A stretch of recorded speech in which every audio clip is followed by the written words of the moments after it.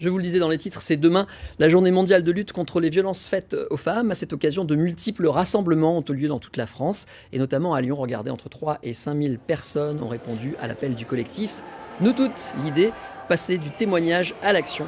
On va en parler tout de suite sur ce plateau, car avec nous se trouve Marion Guibaudot de l'association Filaction. Bonjour, bonsoir. Bonsoir. Bienvenue. Vous êtes venu nous expliquer pourquoi il est encore nécessaire aujourd'hui de manifester et de faire le buzz, comme on dit, sur ce sujet en 2018.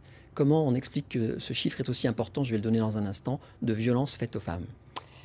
Alors la journée aujourd'hui, c'était contre les violences faites aux femmes et aux enfants, à l'appel de nous toutes. Pourquoi on en est encore là aujourd'hui? Parce que les mentalités n'ont pas changé. Ouais, 225 000 victimes par an, c'est ça? Tout à fait. Ces victimes, ça englobe quoi? Parce qu'on met agression physique et sexuelle, ça englobe quoi? C'est les personnes c'est du déclaratif, c'est-à-dire que les personnes qui sont allées porter plainte ou qui sont allées se présenter, faire une main courante ou des choses comme ça. Donc il y a toutes les personnes aussi qu'on ne voit pas.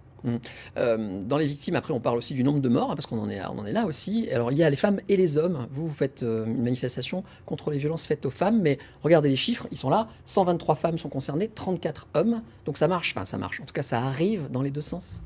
Alors oui, en effet, ça arrive dans les deux sens. Femme ou homme, il peut y avoir de la violence, il n'y a pas de souci.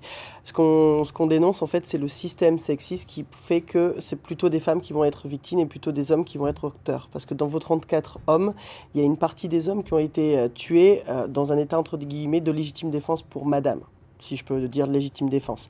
C'est-à-dire qu'au moment où elle se défendait, en fait, elle a tué, du coup, l'agresseur. Je ne dis pas que ça justifie quoi que ce soit, mais du coup, ça rediminue encore les chiffres sur les hommes. Et on est aujourd'hui dans un système qui a longtemps accepté qu'un homme puisse violenter sa femme. Avant, il y avait des lois, enfin, il y avait plein de choses, et qui aujourd'hui, on a encore du mal à sortir de ce système-là. C'est un vieil ancrage culturel, c'est ça? Éducatif, culturel, traditionnel, qui a été longtemps validé par des lois. Comment on fait? Parce que vous faites de la prévention, c'est un de vos rôles. Comment on peut faire de la prévention de ce genre d'actes? Comment vous faites? L'idée, c'est pas de dire ce qui est bien et ce qui est mal. Quand on fait de la prévention, c'est faire des actions avec des jeux comme support ou des films pour amener en fait les jeunes à se positionner par rapport à un sens, par rapport à des émotions, voilà, pour essayer d'amener aussi cette discussion-là. Donc vous allez voir les jeunes? Oui, la prévention, c'est essentiellement pour les jeunes.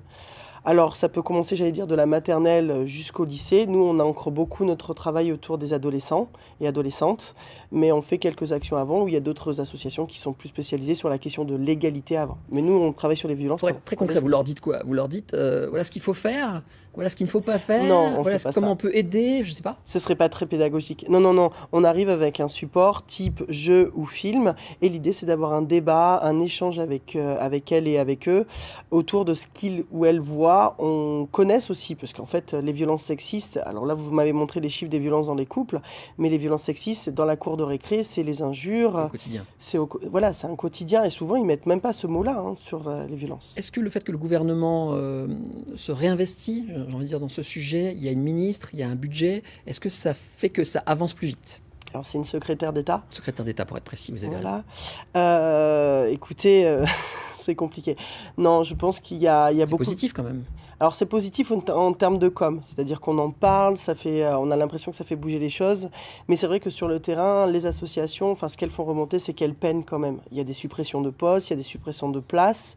La question même de la prévention, qui est numéro 1 dans plein de textes internationaux, est finalement très peu mise en avant. Et on le disait en off tout à l'heure, si on ne fait pas de prévention, c'est mettre un pansement sur une plaie ouverte.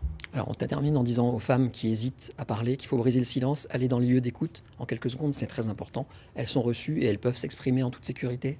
Alors, il faut qu'elles se sentent de le faire, oui. Il y a des lieux qui existent spécifiques, donc continuer à y aller et puis aussi être à l'écoute, parce que tout le monde peut être à l'écoute à un moment donné d'une personne qui est victime de violence. Merci.